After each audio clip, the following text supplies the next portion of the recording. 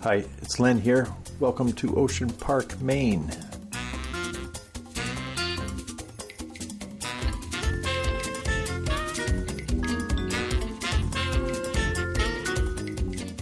This is a new episode of the Kindle Chronicles podcast, and I'm looking out at the ocean, a little rain falling. There ought to be a rainbow out there somewhere, but I don't see it yet. It's been a nice summer day here on the coast of Maine.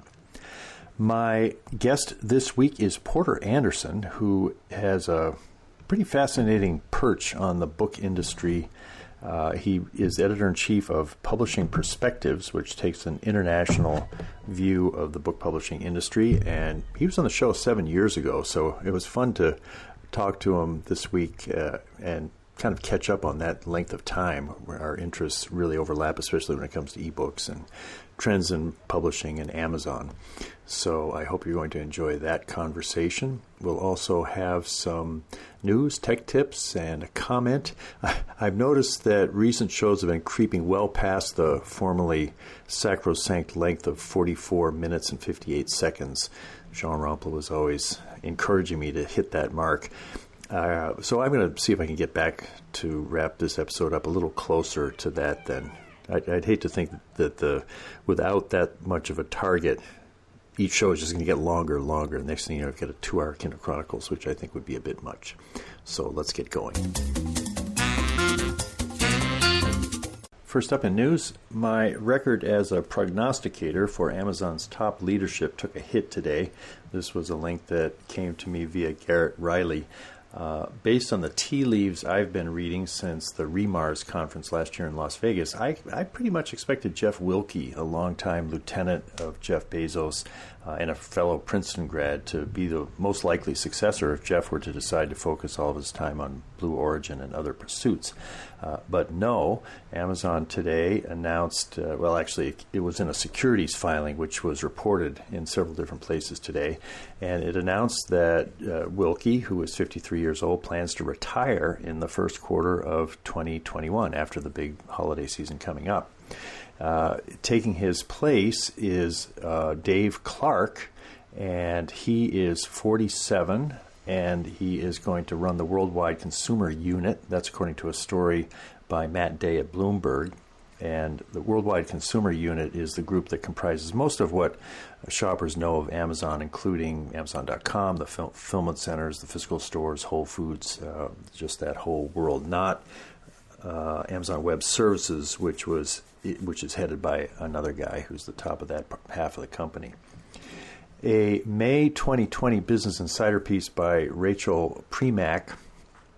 She interviewed more than 20 current and former Amazon employees who'd worked with Clark. He came to Amazon in 1999, just 4 years after it was founded. He's described as a visionary leader with a loyal following, but some say he's intimidating. Others say there's no one better suited to lead the company through the current coronavirus crisis.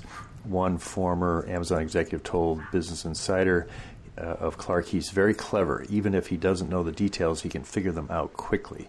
He's reported by some to have a temper, a little bit intimidating, and that he's usually right about logistics. Those kind of people are intimidating. One person referred to him as a tyrant. Others called him brilliant and charismatic.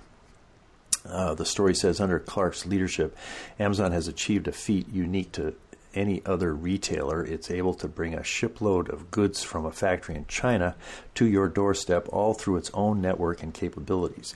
Amazon, already America's number 4 largest delivery company, is now threatening UPS and FedEx at their own game. Clark has been instrumental in that decades-long journey. David Glick, who's a former Amazon VP, said, Clark is an operator's operator. He leads from the front and dives deep into details that most companies don't. A story like this gets me curious about the behind the scenes of it. When I think of Jeff Wilke, and I just saw him, from the audience at REMARS, I haven't had a chance to interview him.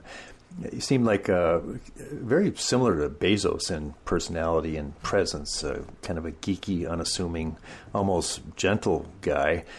I'm sure you don't rise to that level of Amazon by being a pushover. Still, it's intriguing to think of how do you weigh a shot, if he actually had a shot at being Amazon CEO, and I think I wasn't the only one that thought that was a possibility. He said he wants to spend more time with his family, personal goals. He's not taking a job somewhere else right away.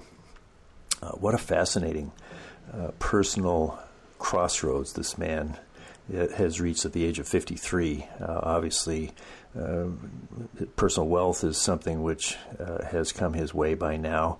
And then just the possibilities. What do you do with a life that has brought you to this kind of a juncture? And how do you weigh time with family? And maybe he's a musician, who knows? And maybe he'll end up somewhere else in another high-pressure business situation.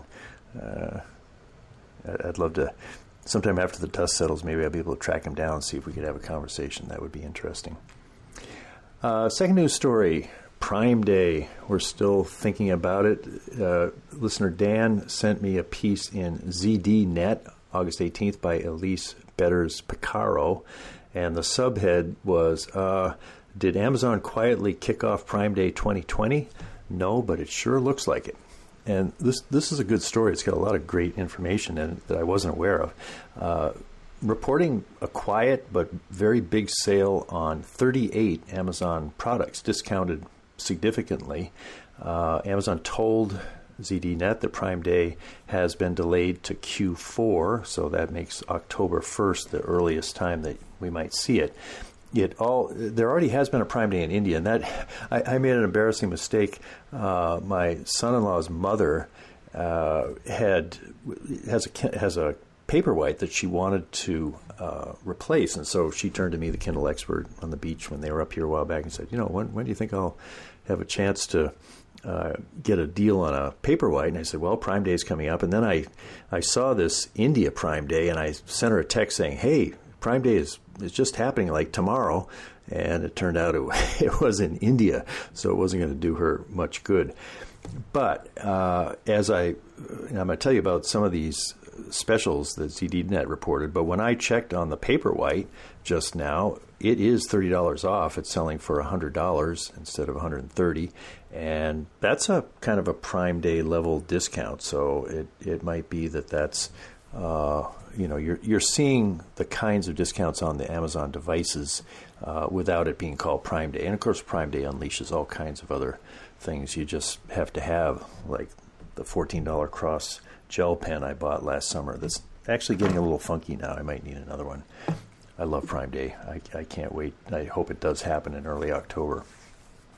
Meanwhile, here are some of the deals that you can get right now. It's not clear how long they're going to last, but they are still current as I checked. An Echo Dot is selling for $20 off. That's $30. The Echo Dot with clock. Now, that's a really cool device that I saw at the Seattle products demo when I was out there in September, I think, almost a year ago. It's a kind of a hockey puck size Echo device.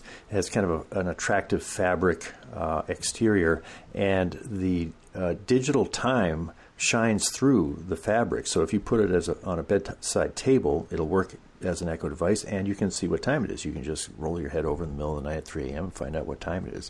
That sells for a little more, but it's $20 off, and it's now selling for $40. The Echo Flex, that's the one that just plugs into an outlet in your home and gives you kind of a chance to talk to Alexa as you're going from one bigger Alexa device to the other. That's $7.50 off, selling for $18.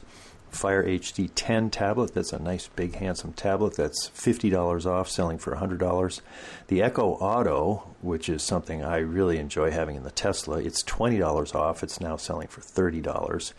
You plug that into your car, and I have it in the Tesla so that it can work through the Tesla's audio system. When I was driving my grandsons, Jake and Ryan, back to the pickup yesterday, we were saying, Alexa, play Jump. Jake wanted to play that song by Van Halen, and they were able to just talk from the back seat to the Alexa auto device that's on the console between the passenger seat and the driver's seat, and then hear the music, and then we were asking for kids' jokes and all that. So it's, and I've used it sometimes too, since it ties into my phone and location services. I can be driving anywhere and say, Alexa, what's the weather? And she's realizing where I am, somewhere between here and Boston probably, and telling me the weather for that place, and I can find out when the next high tide is and all that. Some cars are coming with Alexa built in. I think that would be nicer than having this kind of extra device. But it's very small, and it's got kind of a rubbery base, so it doesn't slide all over the console. And I really enjoy it. So $30 is a great price for that, $20 off in this sale. The basic Echo is $30 off, selling for $70. So these are good deals. I think probably these are as low as you'll see for these devices. So if you've been waiting for Prime Day, you might not have to wait. The Prime Day level sales are already in place on somewhere around 40 different devices. A couple of tech tips for you. One from John Aga is this was a story in The Verge. The Echo Show is going to be able to handle Zoom conference calls. And Zoom conference calls, of course, kind of own the pandemic. Probably we've all been on a Zoom call of one kind or another at school or work or whatever. In addition to the Facebook portal and the Google Nest Hub Max, the Echo devices are going to be having the capability to do Zoom calls. The way this is going to work, by the way, this is coming to Alexa sometime later this year. It's not imminent. But when it comes, you're going to sync your Echo Show with your calendar. I have my Google Calendar synced up with my Alexa devices. So, on any of my Alexa devices, I can say, what's my next event? That's apparently going to be important for these Zoom calls, because then they can automatically start meetings in Zoom without requiring users to manually input a meeting ID or a password. And then also there will be Alexa voice controls, and that'll be kind of handy. Now, when it starts later this year, the first device that it will be built into is the Echo Show 8. That's the middle size Echo Show, and the Echo Show is the one that has a screen as well as the audio capability. The smallest size is the Echo Show 5 for $70. By the way, that's $20 off under the current sale. And the Echo Show 8 is on sale for $100. That's $40 off. And then the Echo Show 10 is selling for $180. That's $40 off. But that middle one, the Echo Show 8, selling now for $100, is the one that will be the first to get the Zoom calls. I think this will be handy, but I'll be looking to see what kinds of things I can do on a Zoom call on my Echo Show that what am I giving up? Because on my computer, you get the full capability. And if you're helping run a meeting, I sometimes run some of these morning meetings I go to, pull up the participants list, lower hands when hands have been raised, all of the controls. I guess I would be surprised if that level of control over a Zoom environment is going to be possible on the Echo Show. But if you're just tuning in to be part of a group that's doing this, maybe it'll be handy. And it's a more comfortable, casual way to have a video conference, I'm finding, than my computer, for certainly. Laptops or iPad is also pleasant, but when I just talk to my Echo Show here and say, Alexa, drop in on Dad, and he comes up in his chair down there at the place he lives, it's just relaxing. You just sort of forget you're talking to a device. And I haven't seen Dad in person since March, and there are ways I can do that, and I think maybe next week I might go down and sit at the outside table and wear everything that you do. But this daily casual conversation that we're able to have with these devices is something that I cherish. I mean, it's just an amazing way to stay in touch, even in the midst of this isolation. So Zoom on Echo Show, good thing. I'll be looking forward to that. Also, Tech Tips, Tom Semple clarified something I was talking about last week. Any Kindle book that supports enhanced typography, and you'll see that if you look at the description of a book at Amazon.com, and the title says enhanced typography, that should also support scrolling. And then that's the thing which has the, I forgot what it's called. It's a highlighter tool that enables you to sort of stay focused on a few lines of text. And for some people with difficulty reading, that's helpful. But I thought maybe scrolling and enhanced typography were two things, and they basically just go with each other. Tom says, except for Kindle in Motion books. And parenthetically, Dean Koontz's new book, which is coming out October 6th, it's available for pre-order. It's a Kindle Unlimited free book if you're a subscriber. It's going to have that Kindle in Motion animation, which I really liked. He had it on one of his earlier short stories with Amazon, and in this full-length standalone novel that's coming out, it looks like there's going to be some Kindle in Motion aspects to that. And I'm very hopeful that I'll be able to talk to Dean sometime as that book comes rolling out in early October. The title of it is Elsewhere. Time now for the interview. When it comes to media, Porter Anderson has done it all. He has worked as an arts columnist at The Village Voice, managing editor of a weekly newspaper in Vermont, associate editor of FutureBook.net, the digital publishing hub of The Bookseller. That's a London-based magazine covering the book industry since 1858. He's co-founder of The Hot Sheet, now owned and run by Jane Friedman. He is a consultant to trade shows, and he worked at CNN for 13 years as a news anchor, chief editor, and senior producer. Since early 2016, he has been editor-in-chief of Publishing Perspectives, a trade news medium for the international book publishing business. Now, Porter was last on the show, as I said, 7 years ago, so we had lots to catch up with when we spoke by Skype this week, Wednesday, August 20th, and I reached him at his home in Florida. I began by asking how the pandemic has affected his work life. It's real interesting in that I'm in deep Delta withdrawal. I admit that because I flew 238,000 miles last year. Wow. Covering things for us, which I enjoy. I actually love the travel. But it's not what we do at this point, of course, and it will return. I know it's temporary, but that's been a bit of a bump just personally for me, getting adjusted. The difference we find, however, in what we're doing and how we work is that we're in a live news environment, whereas normally these publishing trade magazines like ours, whether it's devoted to a national market as the Bookseller is or Publishers Weekly is, or to the international like we are, we function primarily on a planned basis. I mean, we're not built for live news. We're not built for breaking news. The pandemic's impact on the industry has caused us a lot of pretty breaking news, at least in our terms. Nothing as disastrous as hard news folks are dealing with, which is what I used to do at CNN, of course. Yeah. But it is a much different pace, and it means you can't plan to save your life. I can sit here at 10 at night and think I know what I'm going to do at 5 in the morning. I don't know. By the time I get up at 5 in the morning, 18 other things have landed, and we didn't see them coming. So it's also, I think, been hard on the folks who service us with news all the time from awards programs, in that there is a certain priority we simply have to give the emergency. And I understand this very easily because that's what I come from in my career. Everybody in publishing doesn't, because of course they're not journalistic people, and that's fine. They're not supposed to be. Thank God they're not all journalists. It's a bump for them at times too. I have to say, your winner will still be your winner 3 days from now when I can actually get the story out. Yeah. Don't worry, it doesn't have to go right this minute. And most of them are just fine about that, but it has been difficult, I think, for them because they can't plan the timing they will see certain amounts of news from various publications. We're all moving in different ways. We don't hit the same stories, especially my medium is different because of the international impact. But it's been challenging in many cases like that, just because we know that folks who have come to depend on us to get the word out to the international audience that reads us may have to wait at times. Others seem to rush right past them, and they wonder, well, what happened? Why are we chopped liver?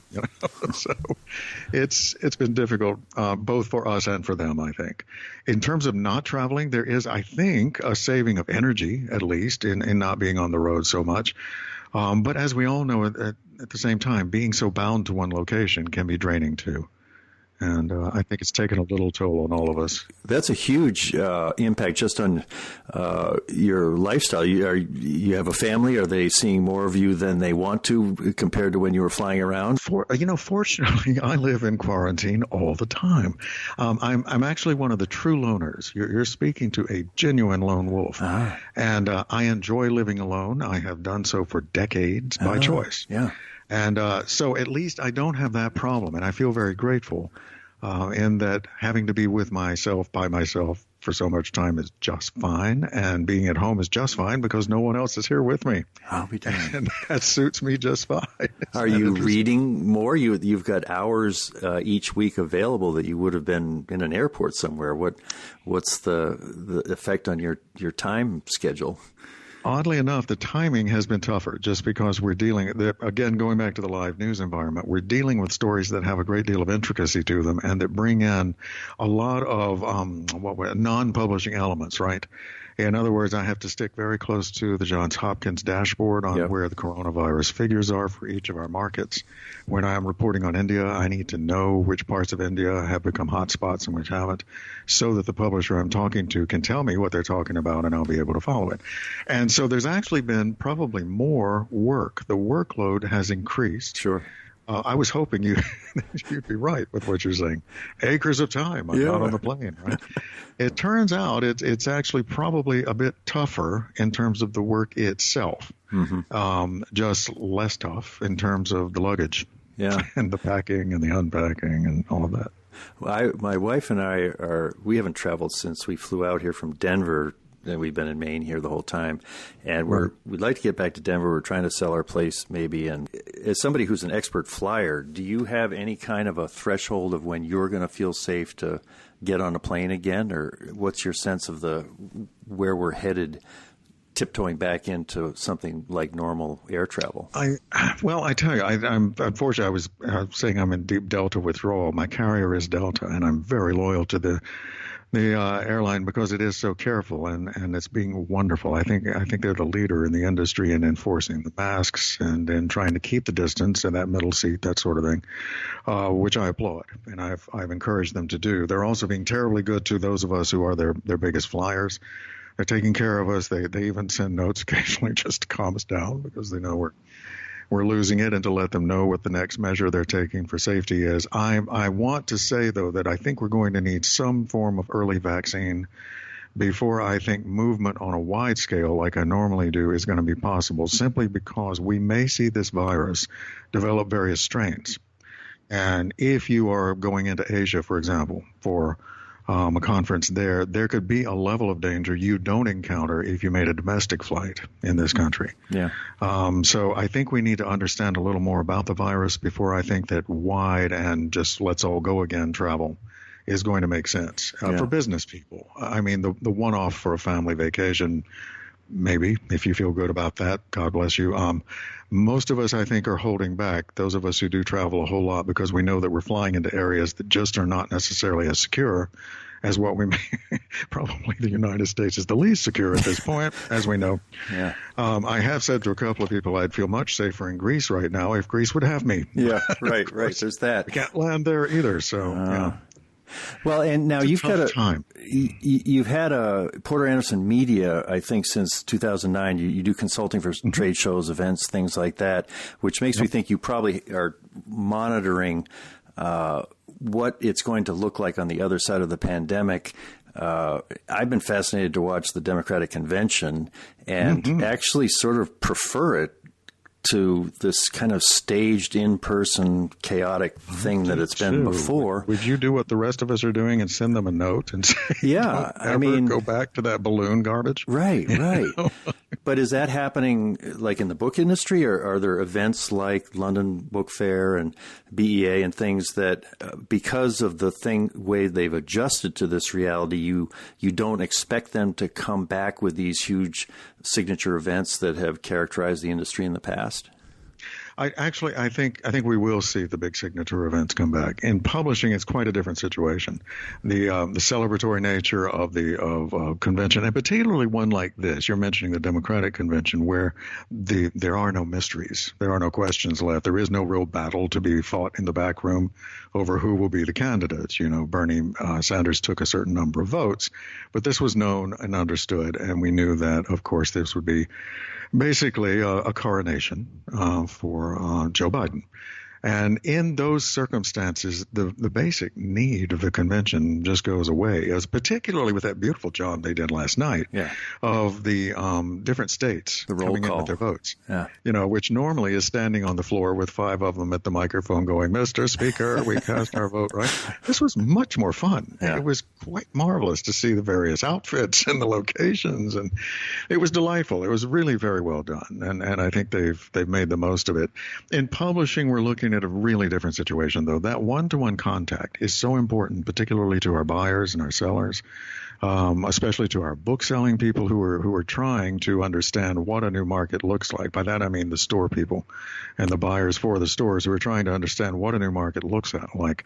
It's hard to get that in a digital environment, even though we've got IPR license and PubMatch working full bore in terms of digitalized trading. Rights trading. It's real hard to get it, and you miss the interaction. You miss the subtle communication of what is a really good book that you can get when you sit down with an editor who's so enthused about something. And it's just real hard to get that online. So even though there are a lot of face-to-face meetings going, and I think Frankfurt's going to make a very interesting effort at it. We're planning, as a creature of Frankfurt Book Fair, of course, Publishing Perspectives is working as we always do to help program. And we've got a very big digital program coming through, and I think it's going to be fascinating. And one of the nice things about the digital answer to all of this is that everyone can see it. You don't, for once, have to be in Frankfurt to get the benefit of the programming. This is good. Or in Bologna, as we experienced back in the spring.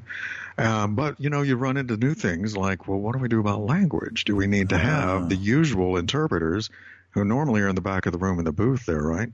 Do we need a separate audio channel for each of them to give several languages, or are we going to shut people out? Lots of difficult and expensive issues start to come through, and everybody doesn't have the kind of money that, of course, the Democratic National Committee can use on such a thing, and I'm sure the Republicans will next week too. And it makes it a struggle. It's just not the same thing, though, and I think that the traditional one-on-one contact, the physical presence of the big events will make those come back. Some of our smaller conferences may choose, in fact, to do much more digital. There's an interesting story today that I was just putting out on Publishing Perspectives, where the Women's Prize for Fiction in London has decided to charge for 3 nights of readings and the final night of the awards ceremony in September. I think this is a great experiment. It's only £10, which is about $11. American for the 4 nights, which is good. And yet you're going to get to see Hilary Mantel read and Bernadette Evaristo read. And this is quite great, some really good people. And then on the awards night, after the winner has been named, you can do some Q&A. You can actually put a question to the author who wins. This is good. So I'm hoping this works. I'm hoping that the audience responds well. And perhaps this would be a way that our publishing people can begin to monetize some of these events, because particularly for the nonprofits, and most of these awards programs are nonprofit, of course, it's been very difficult because they had no way to get any real traction without physical events going on. This could help. And again, it opens it to a worldwide audience. That's fascinating. Well, one thing that you've had a great perspective to see the digital disruption, the change in the publishing business from print to ebook. And I think I listened to our conversation 7 years ago. You said eventually e-reading will be overwhelmingly the dominant approach to reading. And that's pretty much how I saw it, when I started the podcast 12 years ago. It feels like it's not as dominant as I expected it would have been by 2020. And I'm wondering if that's your feeling, and if so, how do you explain the fact that the pace of imminent dominance seems to have been slower than we expected? Well, I think I've learned a lesson on that, in that I was talking about myself. It is now my dominant. Right, me too. And I actually, unless a publisher is sending me a book that I need to read in advance before its release or whatever, and they will always send in print because they prefer that. I insist on a Kindle edition, as a matter of fact, which I normally read on an app now, not on a Kindle itself. I'm on a tablet or a phone. With those, sometimes even on my desktop, because of course I can copy material that I'm using into a story. I can get a couple of lines from a book, which is handy that way. But I do that, or I use audio, which I have begun to use more during the pandemic, I have to say, because as I try to do my own exercise routine, which is laughable, I nevertheless am listening to a lot of good books, and that's helpful. But I think my uptake has been certainly faster than most people's. And what I think I've learned, what I think we're seeing is that if we compare it to other tech, we're making a mistake, because in the case of telephone technology, for example, and the fact that cell phones were, of course, ubiquitous and are and will be, we all thought we would see the same pattern develop. Those are much more necessary instruments. And of course, more widespread. I wish we had that many readers, right, as we have cell phone users. But those are things none of us can live without. And because of the ubiquity and because of the transition of the entire digital world, that I think was inevitable, and I don't think you could avoid it. It's almost hard to make a corded phone work anymore, right? If you can find the jack, good luck. In terms of books, there's still a huge option. And I think that some of us probably underestimated the popularity of print. I do believe that, as I said even then, eventually we will get there, because I also think that practicality will catch up with the industry someday on this, and with the people who like their books. I mean, there's a point at which carrying a pile of paper in your hands is just not as sensible as it once was. And in terms of environment and of the natural world that we're trying to protect, taking down all these trees, which then get pulped when the books don't sell, right, is just not even necessarily ethically all right. I don't want to condemn it, because, of course, I don't think we're at a point like that. But nevertheless, this is a use of a natural resource that I don't think is necessarily as good as it could be anymore when we have a digital alternative. So I'm hoping that in the case of the new readers in digital formats during the pandemic, we're getting some converts. There are early signs that this is happening. Rudiger Wischenbart out of Vienna, just the other day, we had a story from him on how he and Bookwire did some data research into Germany, Austria, and Switzerland, the German-speaking markets, and discovered that after the lockdowns in those three countries, the level of e-reading and audio has actually stayed up a bit. So this is encouraging. Maybe some folks tried it, having said I'll never touch an ebook in my life, and gone, eureka. I'm like Porter. I like things that glow in the dark, right? Maybe this will go farther. Maybe they'll be able to perpetuate, I hope so, to perpetuate more digital reading. This may have given us an acceleration of adoption, that's the words. And that's something we're all looking for. I keep having to caution everyone, though. We don't know yet, and it's very early.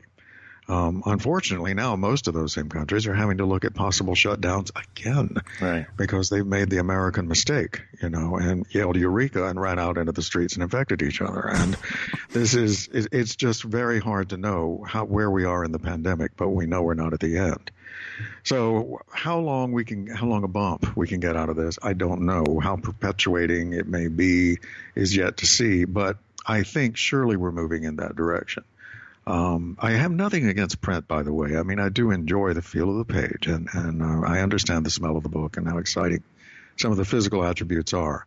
I look for efficiency in the things I do, maybe more than others do or others need to. So to each his own, right? Now, you had a chance to see and experience the digital transformation in network news when you were at CNN and then in newspapers. And in each of those cases, it feels like the digital tsunami just rolled over those industries and changed them. Has the book industry, I'm thinking old publishing, have they been smarter? Have they been tougher? Have they played this game differently than newspapers and network news in a way that enabled them to slow down the wave of change? It's a complex answer, but I'll try to give it to you in a short way.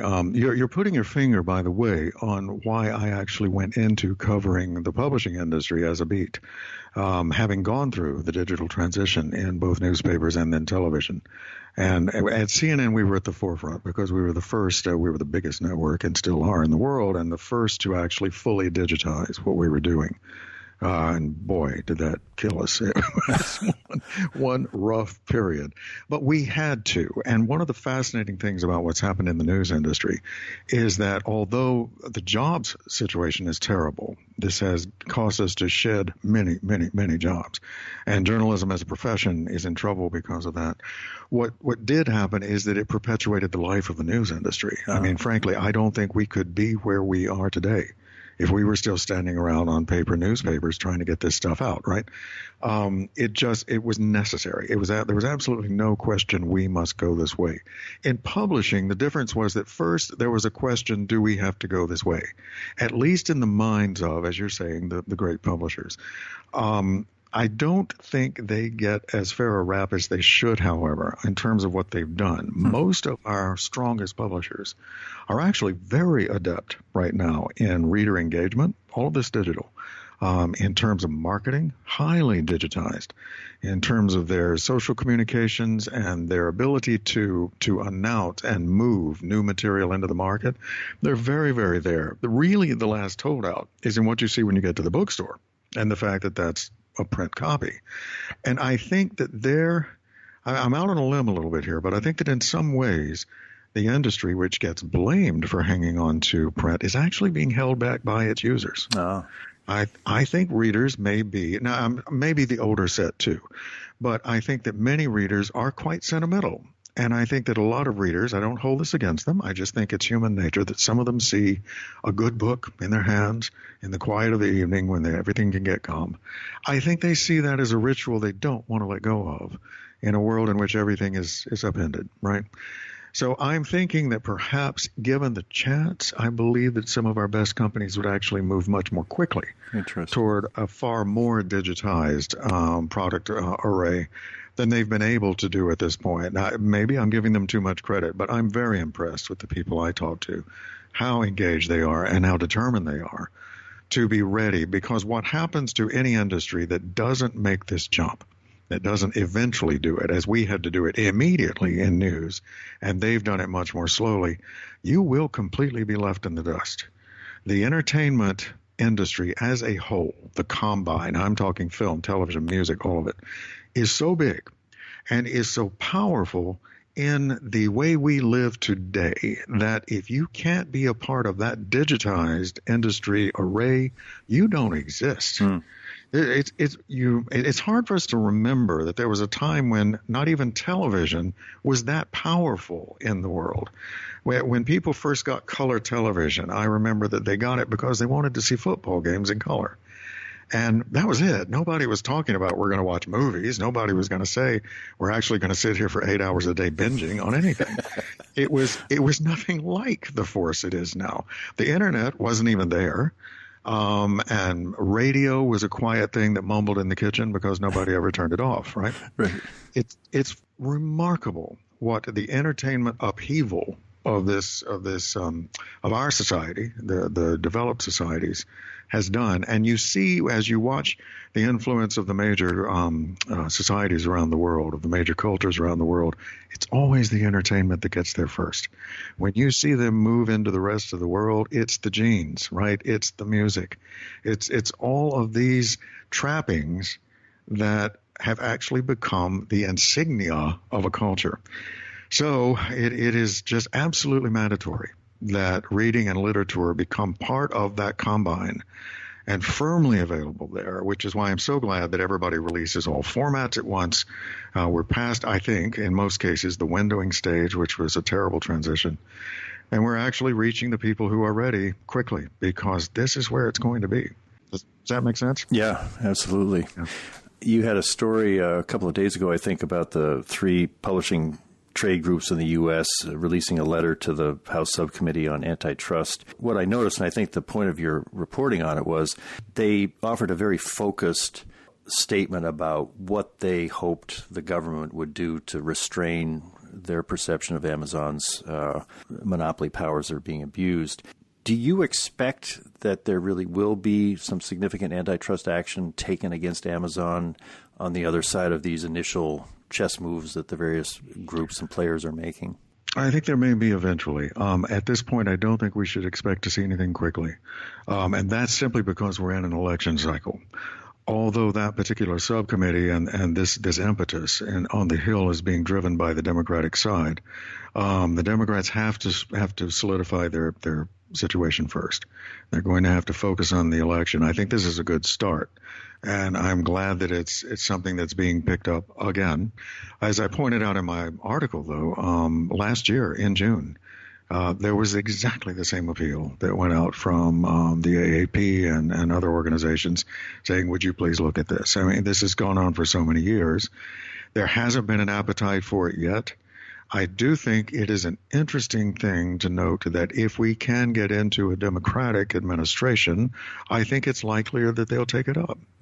Which is in some ways counterintuitive to what you'd expect. You would have thought that the general idea of a more business-oriented Republican Party would mean that side would have gone for this. But on the other hand, the business-favoring elements, if you will, on a conservative side of the aisle, probably kept it from moving as fast as it might have. So I'm sort of on both sides of the fence on this, but I'm interested to see where this comes out and whether we do, in fact, finally see some uptake of some serious address to this. Not that I know that anything will change, but it would be interesting to see a true vetting of the situation, an actual investigation and an understanding of how does a governmental structure see this, because the rise particularly of Amazon is unlike anything we've ever seen. I mean, as I keep reminding people, they sell more books than anything in history and more of almost everything else too. So it is an industry, it is what do I want to say, a culture-wide phenomenon. The lawnmower manufacturers have as much to be upset about as the bookmakers, right? So, yeah, this hits a lot of people. Do you think Jeff Bezos hurt his case or helped it in his he had that 5-minute opening statement and then he underwent some pretty tough grilling. How do you think he did? I think he's very good on his feet. I've always been impressed with his presentations, and I thought his statement was really quite good. He is wonderful at saying the right thing. You know, you remember he said that Amazon should be scrutinized. Every company should be scrutinized. That doesn't mean you're going to like the scrutiny, right? But he does have a wonderful ability to, I think, at times to step outside his own situation. He told Charlie Rose once, you'll remember, that he knows that someday Amazon will be disrupted. He just hope he's dead when it happens, right?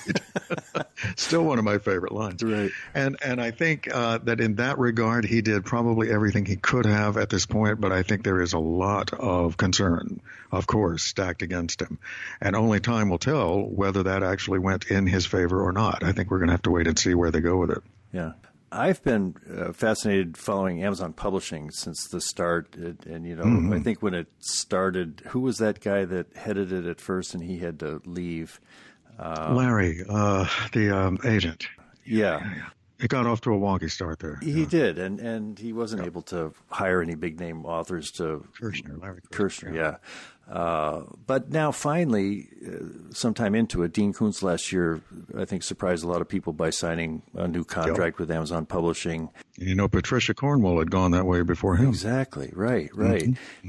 Do you think this is kind of the first leak in the dam to see somebody like Koontz, 500 million copies of his books worldwide, and he didn't just sort of tiptoe in. He's all in. He says, I love Amazon Publishing. Everybody's young. Everybody's energetic. I feel like I've got a new lease on life as an author by being connected with them. He's become a real kind of champion. Does that start opening any kind of a trickle that leads to a floodgate of major authors considering Amazon Publishing something they really want to look at? I think it does. I think we're going to see more of this because, I mean, when you think about it, not only is it a very good traditional house, a trade house. I'm very impressed with how well they're working on all of their imprints, their empires. They're firing on all pistons. That may have been Freudian, but what's interesting about it is that if you start working with Amazon Publishing, you are working with the sales force of the world. I mean, you are sitting right in the most powerful company as far as putting a book in front of a consumer's face. There's really nothing to compare. Yeah. And if you are at a point in your career where you've gone as far as you can with a given publisher or a given structure, this is something I think a lot of people are going to want to try, especially seeing the experiences of the Kuntzes and the Cornwalls and people who have gone there so far. So, yes, I do expect to see more of that. Another leadership role they're playing is Amazon Crossing. I think it's true that they are publishing more translated books into English than any of the other publishers.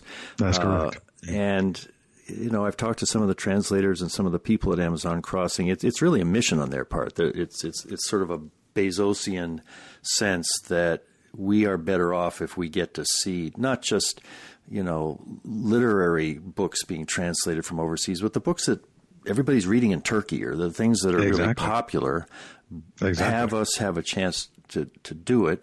I guess I'm curious, how come the other publishers didn't see this as an opportunity? And does the fact that Amazon is leading in it really change the flow of books into English and other languages just because they're doing it in such a big way?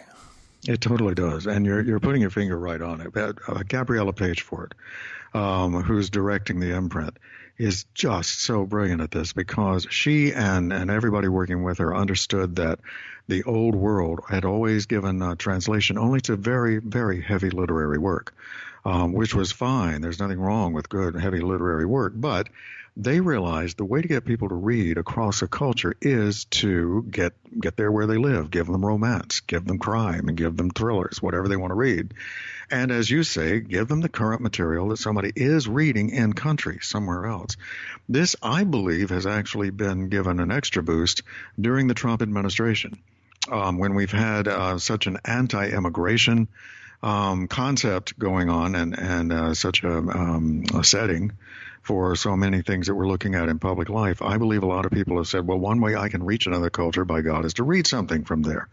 And the uptake has been fantastic. They have published in 10 years almost 400 titles, which is fantastic. And they move not only into English, but they take English out into other languages as well, many languages.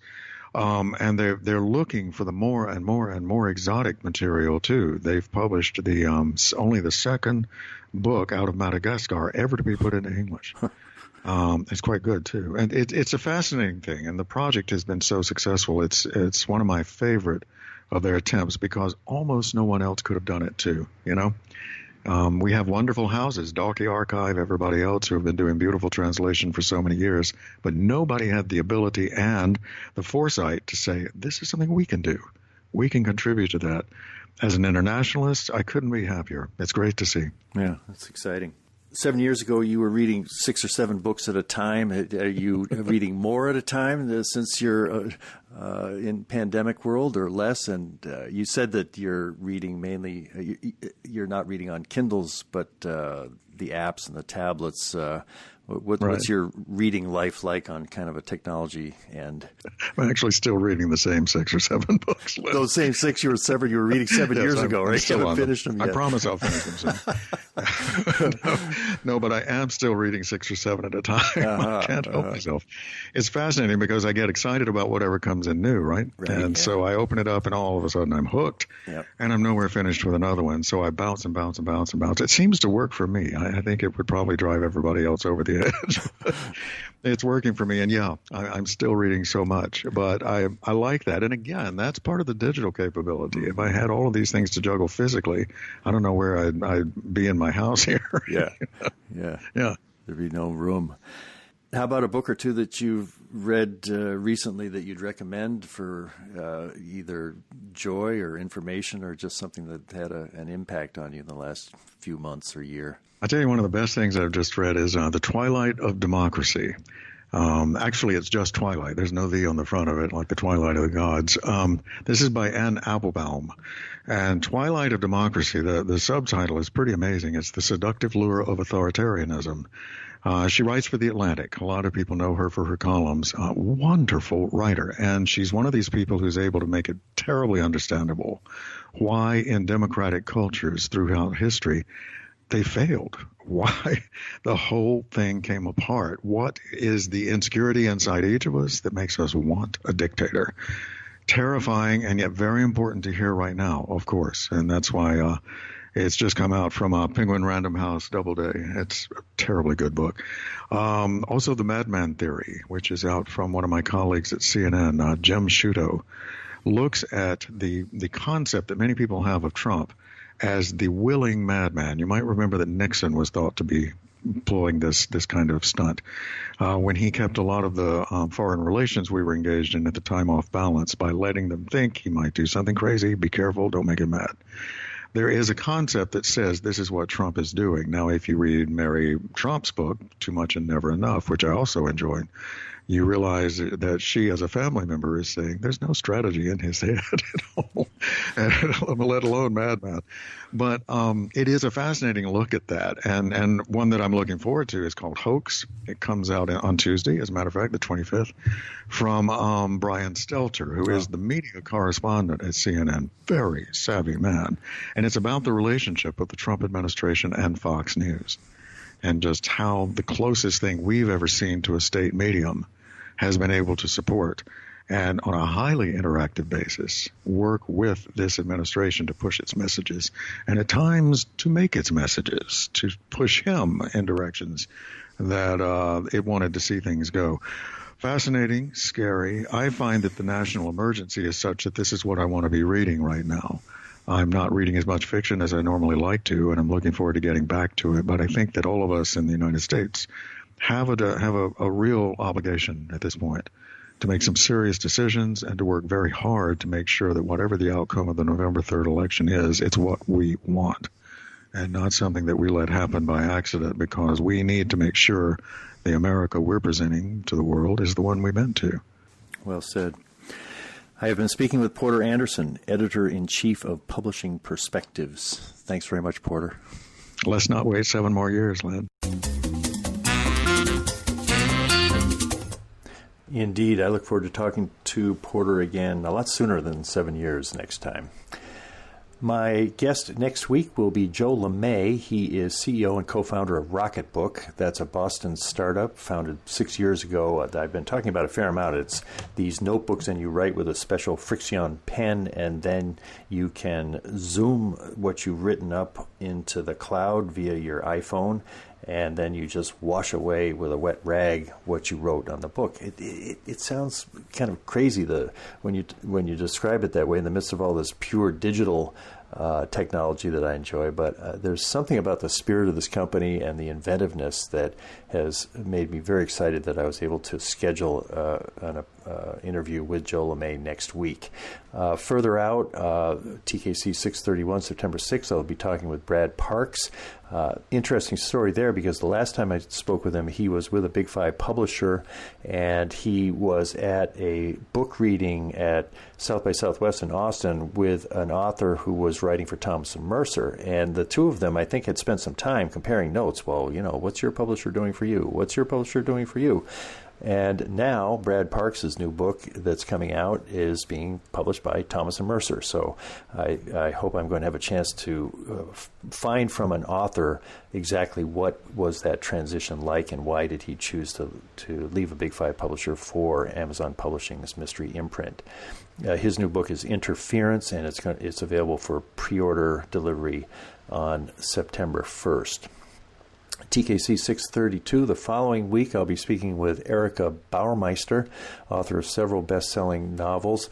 This one Darlene was talking with me. We have coffee each morning on the porch here at the cottage, and she just started talking about this book that she was reading by Erica. And, she teared up and she was telling me about this book and the beauty of the writing and the descriptions of the women. And I immediately got out my iPhone and I was able to find a way to invite Erica to be my guest. And she is scheduled for an interview for that particular show. I'm reading her most recent novel, which is The Scent Keeper, published in February by St. Martin's. It reminds me in a general way of The Baron and the Trees by Italo Calvino, which is a book I read for the second time recently within the pandemic. It's a fabulous tale, but with rock-solid portrayals of memory, love, and belonging. Really quite a powerful book, and I'm looking forward to that. Our grandsons are in their new home. This will be the second night in Lexington, and we had a great stay with them here at Grandpa and D Camp. And this week I've been ordering a tent, tables and chairs, a caterer, and a jazz trio for August 30th when I will turn 70. So I'm throwing a COVID careful birthday party, mainly for family, a few friends. We'll be having mass. We'll be outside under this tent. And the trio that I found is called the Jim Robitaille Trio from New Bedford, Mass. And I spoke with Jim. He's had 100 events canceled because of the pandemic, including a concert in Vienna, Austria. Just a very accomplished jazz musician playing jazz guitar in a way that I really am fascinated by. I'm not sure all my guests are going to be as tuned into this kind of music as I am, but he'll be driving up to play for an hour and then head back to New Bedford and Providence. You can hear his music. If you, I had a little trouble getting Alexa to understand who I was talking about. His name is Robitaille. It's a French name, Robitaille. And if you say, Alexa, play Jim row, like row your boat, bee, like a bee that stings you, and then tie, like a tie around the neck, row, bee, tie, play Jim Robitaille Trio. There's lots of albums he's got that are available in Prime Music, and you could give it a listen if you're interested in quite complicated but mellow jazz. And he'll be bringing a bass, and he'll be playing guitar, and there'll be a drum set up too under the tent right here in Ocean Park, Maine. So I'm going to kick my 70s off with a bang here, and I feel very grateful for the chance to do this and gather folks for this event.